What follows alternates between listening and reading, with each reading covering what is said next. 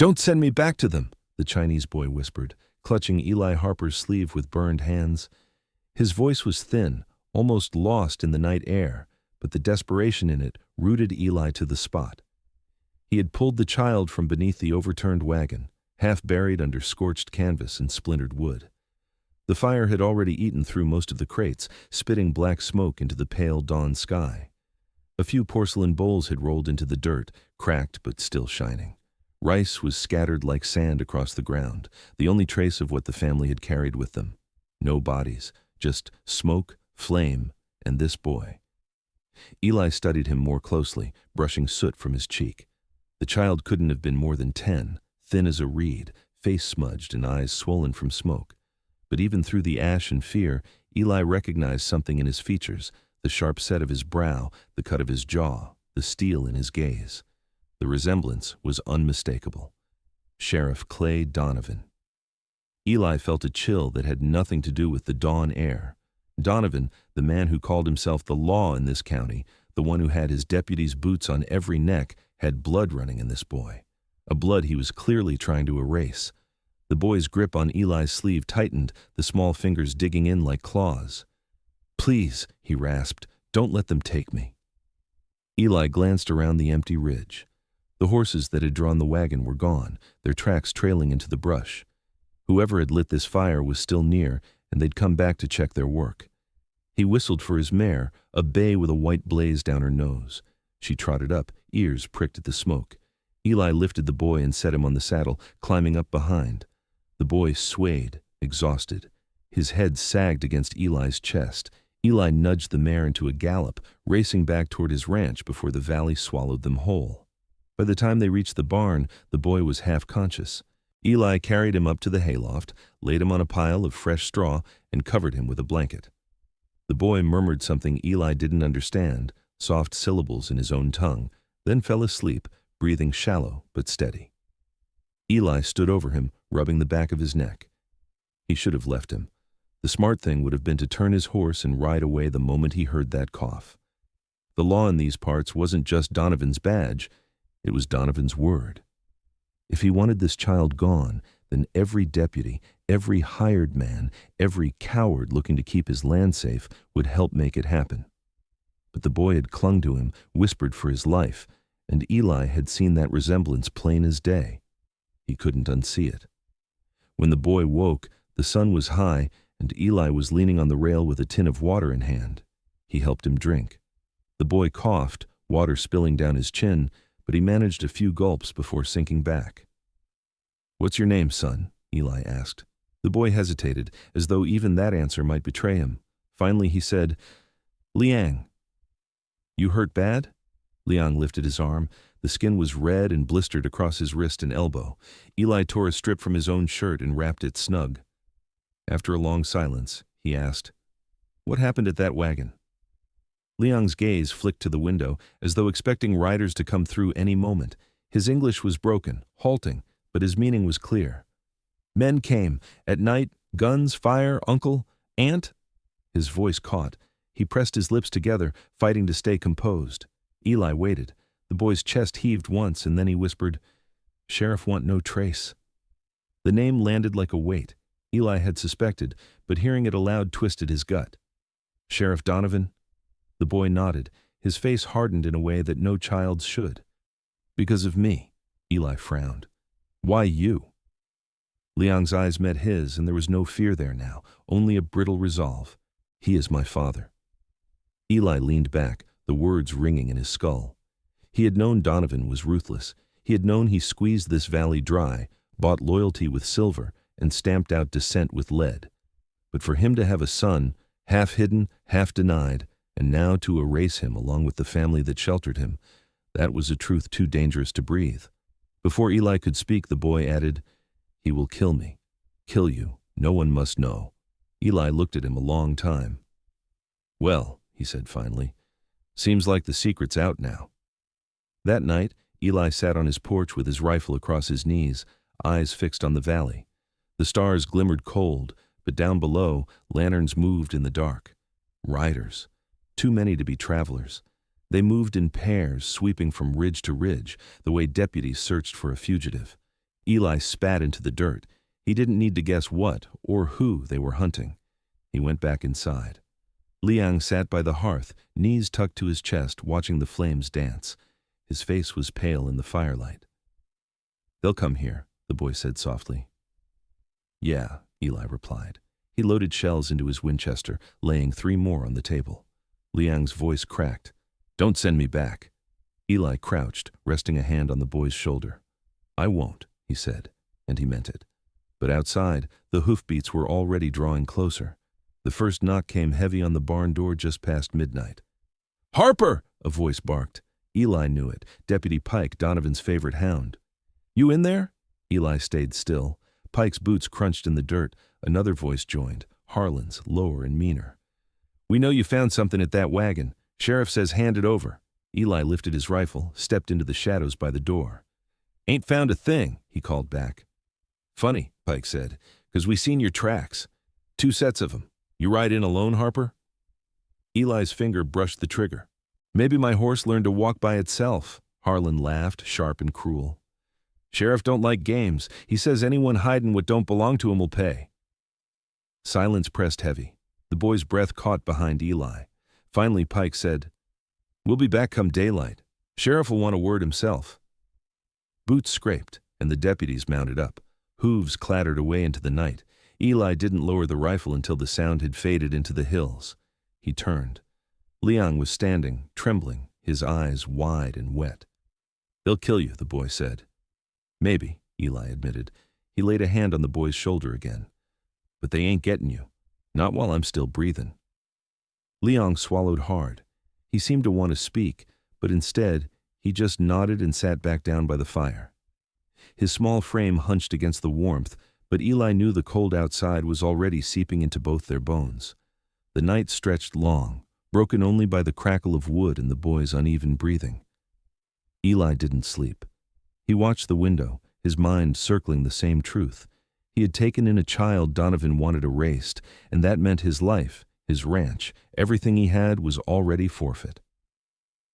When dawn finally touched the sky, Eli stepped outside. The valley was quiet again, as if nothing had stirred. But in his gut he knew the storm had only just begun. Behind him, the boy's voice floated soft, steady, almost like a vow. "Don't send me back to them." Eli didn't turn. "I gave you my word." And in that moment he knew, whether he wanted it or not, he was in this fight until the very end. Eli Harper had always thought of his ranch as the quietest corner left in the county, a patch of dry pasture and mesquite where the wind did most of the talking. But come sunrise, with Sheriff Donovan's deputies sweeping the valley, the silence felt different, too tight, too brittle, like glass waiting for a hammer. He saddled his mare and rode out early, leaving the boy hidden in the loft with a loaf of bread and a skin of water. Liang hadn't wanted him to go, clutching Eli's wrist with those burned hands, whispering again and again, "They'll find me. Don't let them." Eli had promised he'd be back before sundown, though he hadn't said whether he could keep that promise. On the ridge above town, he reined in and watched. Redwater's main street was already busy. Shop doors open, wagons rolling in, the saloon spilling laughter even in the morning light. But underneath the noise, Eli saw the change. Deputies moved in pairs, scanning doorways. A poster had been nailed to the sheriff's board outside the jailhouse. He couldn't read the words from this far, but he knew what it would say. A notice about stray Chinamen, maybe, or contraband property. Donovan always dressed his hunts in legal ink. Eli's jaw tightened. If the sheriff wanted the boy, the whole town would bend to help. Out here, Donovan's will was law. He turned his horse down a back trail toward the old mill, a place long abandoned after the creek dried. That was where he found Boone Carver, a trapper who owed Eli a favor. Boone was skinning a hare when Eli rode up, his long beard tangled, his eyes wary. "You look like trouble come callin'," Boone said. "Maybe I am," Eli replied. He dismounted, tied his reins, and got straight to it. "You hear about a wagon burned on the East Road last night?" Boone spat into the dirt. "Everybody's heard. Sheriff says it was bandits. Says no use sniffin' after it 'cause nothing left worth findin'." Eli stared hard. "That what you believe?" Boone's knife paused. He shrugged. "I've been out here long enough to know when something's got a stink to it, and this stinks." Eli lowered his voice. I pulled a boy out of the wreck. Sheriff's after him. Boone looked up sharp, his hand tightening on the knife. Then you best bury him quick. You keep him, you'll be in the ground beside him. Not happening, Eli said. Boone studied him for a long moment, then sighed through his teeth. You always had a knack for trouble. What's special about this boy? Eli hesitated. He hadn't told anyone yet, not even Boone, but the words came anyway. He's Donovan's blood. The knife slipped, nicking Boone's thumb. He swore, stuck it in his mouth, then spat. You sure?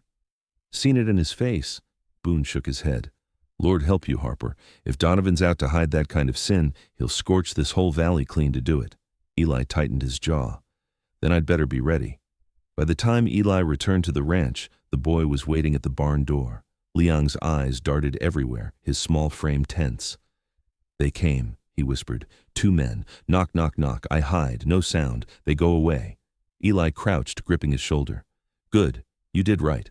The boy's hands trembled. But they come back. Eli didn't answer. He led Liang inside, sat him down, and cooked beans over the fire. The boy ate in silence, every bite quick, as though he expected someone to snatch the food away. When the bowl was empty, Eli asked, You ever meet him, Donovan? Liang's face darkened. He nodded once. When I small, my mother say he not to be trusted. She hide me. But he know. Always know. His voice dropped. He say he never be seen with me. That I not his. Eli leaned back, staring at the rafters. He couldn't reconcile the picture. The sheriff rode tall in town, smooth as a banker, convincing men he was their protector while squeezing their pockets dry. The thought of him fathering a child in secret and then sending men to burn the evidence fit too well. You know why he's after you now? Eli asked. Liang's lips pressed tight. Because of my mother's name. Eli frowned. What name? The boy shook his head. You're not safe if you know. Eli started to press, but the look in the boy's eyes stopped him. Fear, yes, but also certainty. This child carried something heavier than his years should have allowed, and it was tied to a name he wouldn't speak. That night, Eli posted himself on the porch again, rifle across his lap. The air was still, but he couldn't shake the feeling of being watched. Near midnight, the stillness broke. A lantern bobbed down the ridge, one rider, moving slow. Eli brought the rifle up. The horse stopped 20 yards out. Easy, Harper, a voice called. Deputy Pike. What do you want? Eli asked. Pike leaned forward in the saddle, lantern light catching the shine of his badge. Sheriff says you picked something up out by that wagon. Best hand it over. Eli's thumb brushed the hammer. Ain't got a thing. Don't play me, Harper, Pike said. We know there was a brat China boy. Sheriff wants him. Eli's grip tightened. And if I don't? Pike's grin was a white slash in the dark. Then this ranch don't wake to morning. Sheriff will burn you out and call it justice. They stared at each other, the air taut as wire. Then Pike wheeled his horse. Daybreak, he said over his shoulder. That's your time to decide. He rode off into the night. Eli lowered the rifle, chest tight. Behind him, Liang stood in the doorway, eyes wide, shoulders shaking. You heard, Eli said. The boy nodded. They kill us. Maybe, Eli admitted, but not tonight. Tonight we hold. Liang stepped forward, gripping his sleeve again. His voice was a whisper, but steady. Don't send me back to them.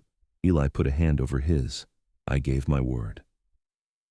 And as the first gray of dawn crept over the valley, Eli Harper knew the line had been drawn. Eli Harper had never seen the sun rise so slow. The horizon bled pale gold, creeping inch by inch over the ridge, every moment heavy as a gallows step. By dawn, he had not slept a wink. The boy had dozed in the loft, curled like a pup, but Eli sat rigid on the porch with his rifle. He could still hear Pike's voice echoing in his head. Daybreak, that's your time to decide. Now the time had come. Dust stirred on the valley road. Not one rider, not two. A whole column. Eli counted at least 6, maybe more. Their silhouettes stretched long in the morning light. At the front rode Clay Donovan himself, sheriff of Redwater County, his star badge catching the sun. Eli's chest tightened. Donovan sat tall in the saddle, black hat pulled low, eyes cold and bright. He didn't need to shout for men to follow. His presence was command enough. They reined up 20 paces from Eli's gate, their horses restless, iron shoes striking sparks from the stones. Morning, Harper, Donovan called, his voice smooth as oiled leather. Mighty early for a man to be sitting with a rifle. Eli kept the barrel level. Mighty early for the law to come marching on a ranch. Donovan smiled without warmth. Law don't keep hours, Harper. It keeps order. And order says a certain stray belongs in my custody. Eli's jaw worked. If you mean a boy crawled out of that wagon fire, I found none. Donovan tilted his head, studying him. You always were a poor liar. One of the deputies spat into the dust. Another rested a hand on his revolver. The air tightened like a noose. Donovan dismounted, dusting off his coat. He walked forward slow, spurs whispering, until he stood just outside the gate, his pale eyes locked on Eli's. Hand him over. Nobody needs to get hurt. Eli's voice was steady, though his palms were damp. And what if I don't? The sheriff's smile widened. Then you'll find out what hurt means. Behind Eli, a floorboard creaked. Liang's small face peeked from the doorway, eyes wide. Donovan's gaze flicked past Eli, and for a heartbeat his composure cracked. His jaw tightened, his shoulders stiffened. Then it was gone, replaced by cold indifference. Boy, he said evenly, come here. Liang shrank back. No, Donovan's voice sharpened. You dare defy me? The boy's reply was a whisper, but every man heard it. You are not my father. The deputies shifted uneasily. Eli's finger brushed the trigger, ready to fire if Donovan moved. The sheriff's eyes snapped back to him, glittering with fury. Harper, you don't know what you're meddling in. Looks to me like I know plenty, Eli said, and I ain't handing him to you. The silence that followed was heavy as stone. Then Donovan stepped back, his boots grinding in the dust. He raised a hand. His deputies tensed, but he didn't signal an attack. Instead, he said, We'll be back. And when we come, we'll bring the whole valley with us. He mounted up, swung the column around, and rode out in a cloud of dust. Eli lowered his rifle slowly, every muscle trembling with the release of tension. Liang ran to him, clutching his arm. They won't stop, the boy whispered. I know, Eli said. That's why we can't wait for him. By noon, Eli had packed what supplies he could, beans, jerky, cartridges, a water skin. He saddled his mare, then found another small pony in the pasture for Liang. The boy frowned. Where we go? Anywhere Donovan ain't, Eli said. North, maybe, to the mining camps. Too many strangers up there for him to keep track. Liang hesitated, then nodded. He mounted the pony awkwardly, clutching the reins tight. They rode out across the scrub, keeping low to the washes and arroyos. Hawks circled overhead, the sun burning high. For a while, Eli allowed himself to think they might slip away. But near dusk, as they cut across a dry creek bed, a shot cracked. Dirt kicked up at Eli's horse's hooves. Down, Eli barked, shoving Liang off the saddle. They tumbled into the dust as bullets whined overhead. Deputies spilled from the rocks, rifles leveled. Eli fired back quick and sharp. One deputy yelped and fell, the others scattering for cover. He grabbed Liang, dragging him behind a boulder. The boy's breath came fast and shallow. They found us! Stay low, Eli snapped, leaning out to fire again. The deputies answered with a storm of lead, splintering rock inches from his head. It couldn't last. They were outnumbered and pinned. Eli's mind raced. Then, faint in the distance, he heard something. The faint rattle of wheels, the clatter of hooves. A wagon coming along the ridge. The deputies heard it too. One cursed. Damn it, folks coming! Donovan's men didn't want witnesses. They pulled back, melting into the rocks. In moments, the gunfire ceased, the silence returning as sudden as it had been broken. Eli peeked over the boulder. The ridge was empty. He pulled Liang to his feet. Come on, we can't stay here. That night they sheltered in the hollow of an old cottonwood, the stars cold above them. Liang huddled close to the fire Eli had dared to strike, his face pale in the glow. Why he want me dead? He asked softly. Eli stared into the flames. You said it yourself. You're his blood. Men like Donovan, they don't care about truth. They care about power. And if the town learns he's hiding a son he tried to kill, the boy finished for him. He lose his power. Yeah. Silence stretched. Then Liang whispered, My mother. She tell me once, if he ever come for me, I must remember her name, that it would protect me. Eli frowned. You never told me her name. Liang hesitated, fear flickering in his eyes. Then he whispered, Jen. The word hung in the air like smoke. Eli frowned deeper. Zhen. That don't mean nothing to me. Liang looked at him steadily. It mean everything to him. Eli didn't press. The boy's voice carried too much certainty, too much weight. But in his gut, he knew, whatever that name meant, it was the key to Donovan's rage. At dawn they rode again, weary but determined. Eli aimed north toward the mountains, keeping to side trails. But the land seemed to close in around them. Every arroyo felt like a trap, every ridge a place for eyes to watch. By afternoon, they reached the edge of Redwater town. They hadn't meant to, but the trails converged, forcing them close. Eli knew it was dangerous, but they needed water and supplies. He left Liang hidden in the brush and rode in alone. The town was restless. People whispered in doorways. Deputies patrolled in pairs.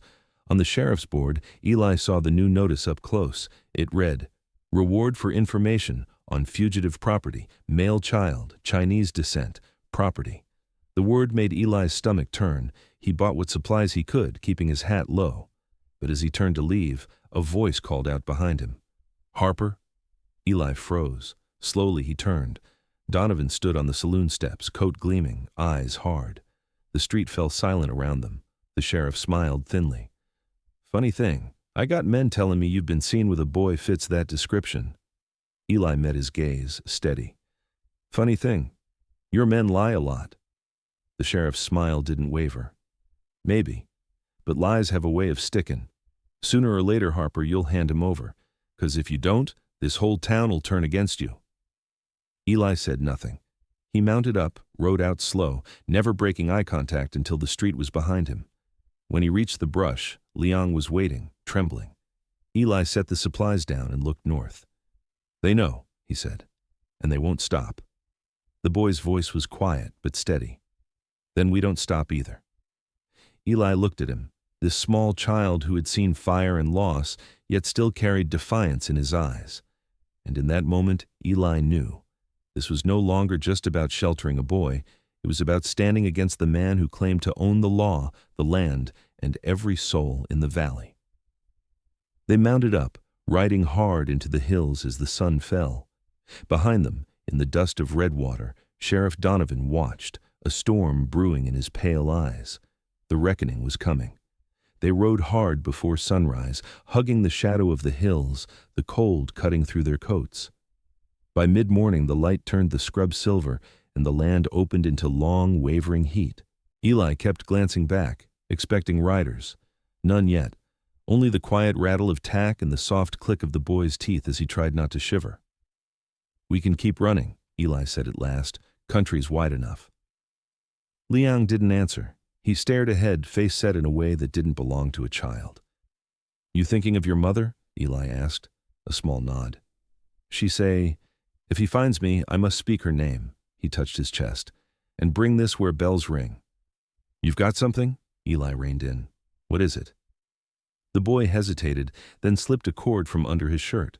A small brass locket hung from it, dark with soot. He opened it with a thumbnail. Inside, tucked beside a faded lock of hair, lay a tiny slip of card. The ink had bled, but the words were still clear. Zhen Liang, Grace Mission, witnessed by Asa North, 10th of May. On the other side, scratched into the brass, were letters rough but unmistakable. C.D. Eli felt the hair on his arms lift. "Where'd you get this?" "Mother give me," Liang said. "She say this in her name. Together they are a key. The man at the church knows." "The mission in town?" "Bells," Liang said simply. "She say the bells will know me." Eli stared north, toward the thin smear of smoke that meant Redwater. He'd planned to skirt it to avoid eyes. Now running felt like a tether. Donovan would hunt them across counties, bribe whoever needed bribing, put notices on every post from here to the railhead. "All right," Eli said quietly. "We go to the church. We pull the sting in the open." Liang's fingers clenched around the locket. "He'll come. I'm counting on it." They angled east, crossing a gravel wash and a stand of cottonwoods where the creek used to run. The sun rose and fell through the branches like a slow pendulum. The closer they came to town, the thinner Eli felt the air become, the more the horses' hoofbeats sounded like a drum in a canyon. By noon, Redwater's rooftops were in sight. Eli stopped them in a thicket of rabbit brush and slid from the saddle. He tied off the reins and crouched. Listen close. We walk from here. Quiet. When we reach the church, you stand behind me until I say, move. Liang nodded, face pale but steady. They slipped along the back of the freight yard, crossed an alley where flour sacks were stacked like small white hills, and came out into the main street in a thin ribbon of people. Market day had dragged folks out, women with baskets, miners with dust still on their boots, ranch hands laughing too loud to hide their nerves. Over everything rose the church steeple, whitewashed and stubborn under the sky. The bell tolled once, deep and familiar. People glanced up. Eli felt something in his chest settle into place. Stay close, he said. They reached the church steps as the door swung open. Reverend Asa North stood framed in the dark, a tall man whose hair had gone from black to winter in a single hard year. His eyes were the only young part of him left, quick and searching. They flicked from Eli to the boy and widened. You, he breathed. Then, louder. Inside. Now. They stepped into cool shadow. The Reverend shut the door and slid the bolt. You know him, Eli said. North nodded, hand trembling as he reached for the locket. Liang held it out. The Reverend turned it over with careful fingers, thumb finding the rough letters on the back. His throat worked. She told me you'd come if the worst ever reached you. He looked at the boy. Jen said your voice would carry her name better than any paper, but she made me keep a paper anyhow. He crossed to the pulpit, lifted a loose plank, and took out a tin box. The lid protested. Inside lay a folded sheet, stained and worn. North read, voice low. I, Asa North, testify that Sheriff Clay Donovan took Jen Liang into his care and keeping on the night of August 4th, with promise of support and protection for the child he fathered upon her. I testify that he offered money for silence, then returned later to deny any bond. If I am forced to speak, I will. Signed and witnessed. His voice thinned. He looked up at Eli, then down to the boy. She made me write it when he changed his mind. Said fear doesn't hold the way ink does. Eli's jaw locked. He tried to unmake them. North nodded once. He told me the town wouldn't accept it, that it was better, cleaner, if no one knew. I said truth isn't a floor you sweep to please company. He said truth is whatever a man with a badge says it is. Boots sounded outside. Many boots, careful and slow. North blew out the lamp without asking. Sunlight from the high windows threw stripes on the pews. Dust motes hung like secrets. Sheriff, a deputy's voice called from the street, too close to be safe. Church doors bolted. Eli felt the boy lean into his side. We talk, Liang whispered. We make them hear. Son, North said softly. Are you sure? Liang nodded, as if he were agreeing to carry water, not to stand before a town that might break him. He told me my name is nothing, the boy said. Today it is not nothing. The bolt on the door rattled. Stay behind me until I say, Eli murmured. Then he looked at North. Ring that bell hard. If we're doing this, the whole town's going to hear it. The Reverend hesitated only a heartbeat, then yanked a rope hiding in the shadows. The bell leapt alive above them, the sound rolling down the street like thunder. Voices rose at once outside, questions, calls, shutters slamming. The door shuddered under a fist. Then a voice Eli could have picked out in a dust storm said, Open up, Reverend. North unbolted the door and pulled it wide. Sheriff Clay Donovan stood on the steps, coat crisp, hat shadowing his eyes. Deputies fanned behind him, hands at their belts. A half-circle of townsfolk formed beyond them, the butcher with his apron on, the schoolmistress with chalk still on her fingers, ranchers with dust up to their knees. The bell fell silent on its own, as if it knew the second had arrived. Donovan's gaze snagged on the boy and held. For the briefest instant, something bright and human flickered in his face. Recognition, memory, a word that had once meant home. Then the light died. When he looked up, his eyes were winter water again. Reverend, he said, voice calm as a man ordering coffee, step aside. North didn't move. This is a house of God, Sheriff. You'll watch your temper and your tongue here. God knows my duty, Donovan replied. His eyes slid to Eli. And he knows a man who harbors stolen property. A murmur stirred the crowd, quick and ugly. Eli felt it like heat against his face.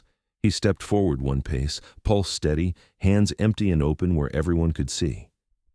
This boy is no man's property, he said, loud enough to carry to the back of the half-circle.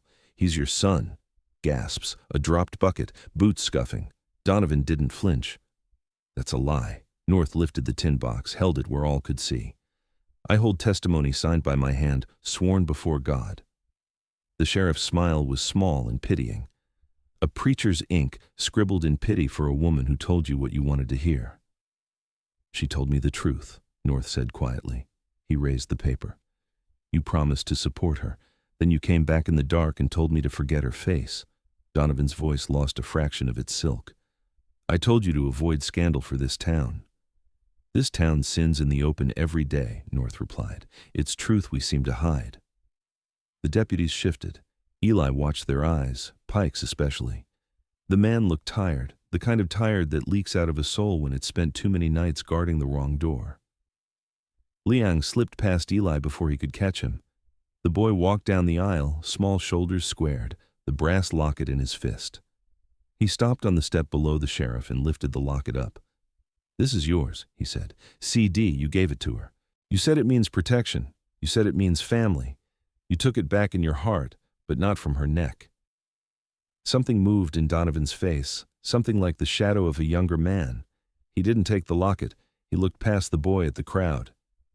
"This town eats on order," he said, louder now. "On lines. If we lose the line between us and chaos, we lose our lives. A man who lets pity break the line is a friend to chaos." Eli's voice came out calm, almost gentle. "You set fire to a wagon, Sheriff. That wasn't a line. That was a grave." Donovan's head snapped toward him. "Mind your mouth." "Or what?" Eli asked. "You'll burn my name too?" He pointed at the paper in North's hand, at the locket in Liang's. "You can call this pity or poison. Looks like truth to me." The crowd was breathing different now, shallower, faster, as if the words had thinned the air. The butcher muttered something. The schoolmistress folded her arms. Two ranchers exchanged looks that said they were tired of drinking the same bitter water. Pike took one step forward. "Sheriff," he said softly, "maybe we hear the Reverend out." Donovan didn't turn. "You forget your oath, Pike." "I remember who we swore to protect," Pike said. The sheriff's voice chilled. "We protect order." "Order ain't a brand you put on a boy," Pike said louder. Donovan's hand twitched toward his holster. Eli saw it and lifted his palms higher. "Careful," he said. "Plenty of eyes on you." The sheriff's gaze slid to Liang. "You think this changes anything?" His voice dropped, icy and intimate. "You think a trinket makes blood?" Liang's chin tipped up.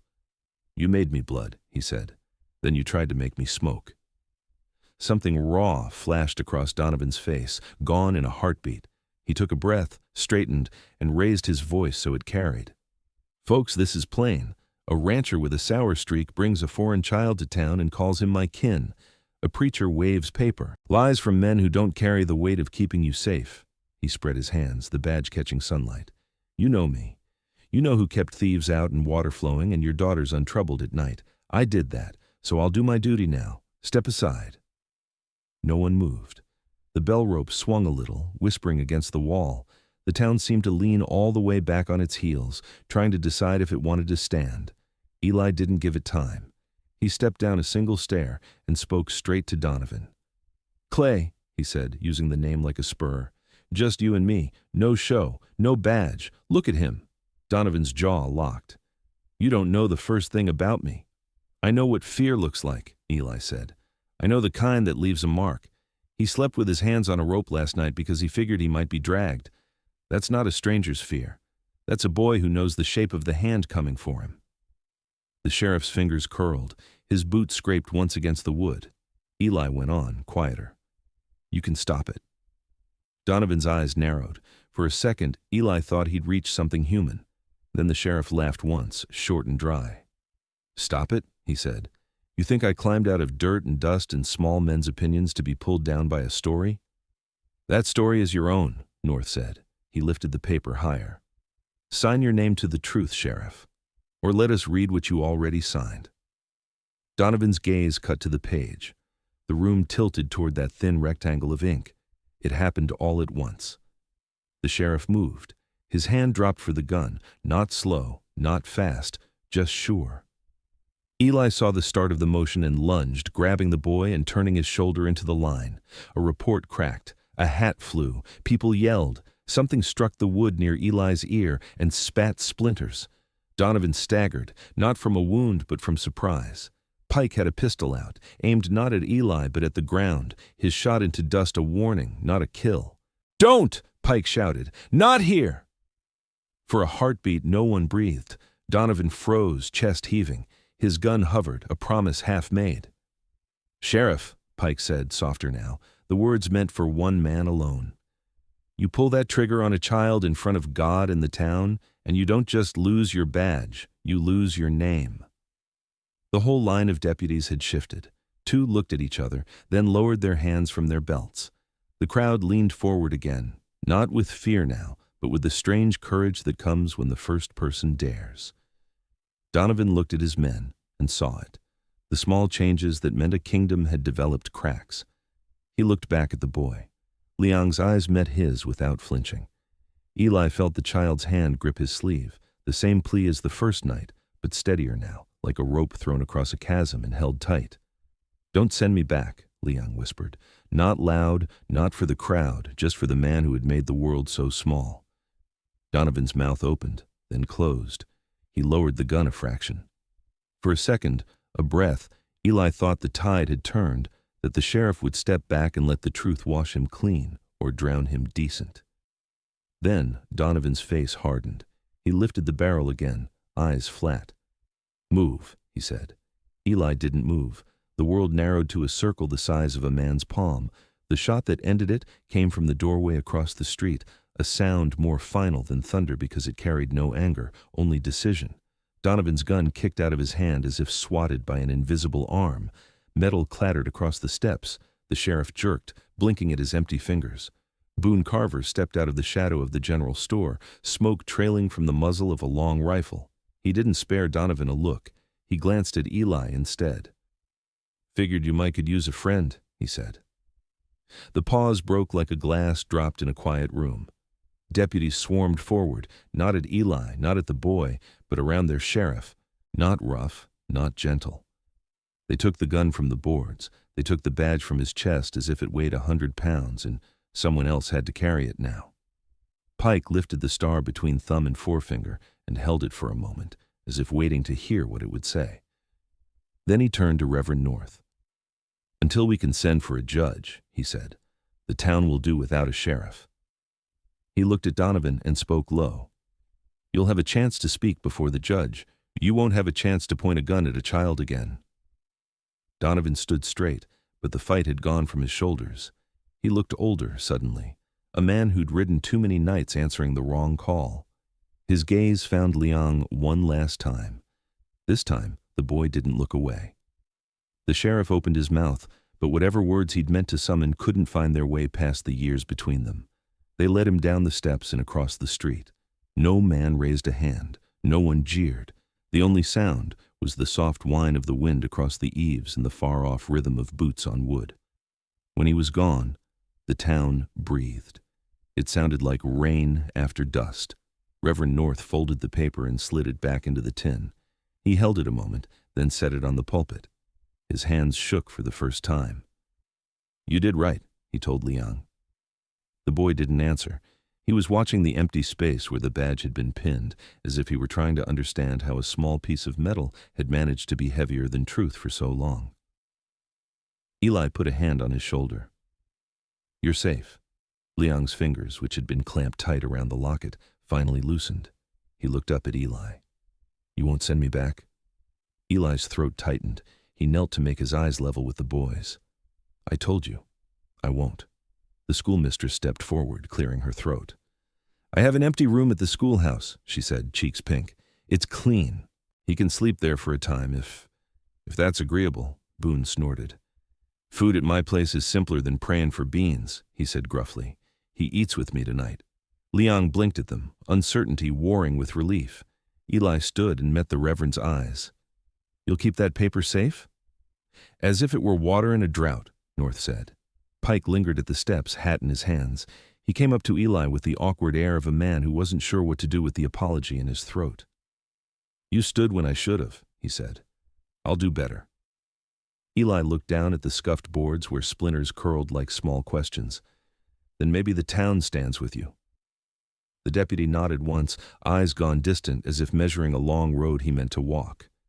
They left the church together, the reverend to lock the door, Boone to fetch his mule, Pike to gather the deputies who hadn't yet remembered they were men before they were badges. The crowd thinned, people returning to their stalls and porches and quietly astonished lives. Eli and Liang crossed the street to the hitch rail where their horses waited, flicking flies and bending their necks toward one another like they were whispering. Boone caught up, slapped Eli's shoulder, then ruffled Liang's hair with a hand that tried to be gentle and mostly was. "You did good, kid," Boone said. "Takes a spine to stare down a storm." Liang looked at Eli. "What now?" "Now we make a life," Eli said, "if you'll have me in it." The boy didn't hesitate. He took Eli's hand, the small fingers sliding into the bigger ones as if they'd belonged there a long time without knowing. They walked down the street, past the saloon where laughter had returned, past the store where Boone had taken his shot, past the board where notices curled in the sun. Someone had pulled the fugitive property poster down. The nail stuck out alone, a thin, bright line with nothing to hold anymore. Out beyond the last buildings, the land opened the way it always did, wide and indifferent and honest. The breeze came up, carrying the smell of dust and something green that had no right to be there in a dry year. Eli breathed it in. The boy did too. "Tell me about her," Eli said as they reached the edge of town. "Your mother." Liang lifted the locket with 2 fingers. "She laughed quiet," he said, "like when water moves over stones. She very strong. She worked too much. But when she sleeps, she looked like a girl." Eli smiled without meaning to. "Sounds like someone who'd beat the devil at cards and pray for him when she won." Liang nodded solemnly. "Yes." They rode out in the late light. The sun fell toward the rim of the world, making long horses of their shadows. Somewhere back in town, a temporary cell door closed on a man who had thought himself bigger than truth. Somewhere in the hills, the wind erased a set of boot prints and left the earth smooth as a new promise. At the first rise, Eli pulled up and looked back. The church bell glinted. He thought of promises made in whispers and in ink, of names spoken aloud and names kept hidden, and what both kinds could do to a life. The boy spoke without turning. "Thank you," he said. "For what?" "For not making me smoke." Eli's throat tightened again. He reached and squeezed the boy's shoulder. "You're more stubborn than smoke," he said. "You're staying." They rode on, the road unspooling ahead into whatever came next. The threat that had chased them was behind them now, not vanished, not forgotten, but smaller, like a storm seen from a distance after you've come through the worst of it. The sky was clean for the first time in days. As the last light went thin and the first star insisted itself into evening, Eli glanced over. Liang had tucked his chin, eyes at half-mast, the locket warm against his throat. His small hand still held Eli's sleeve without thinking about it. "Don't send me back," the boy had said. He wouldn't. Not now, not ever. "Home," Eli said softly, more to the road than to the boy. "We're going home."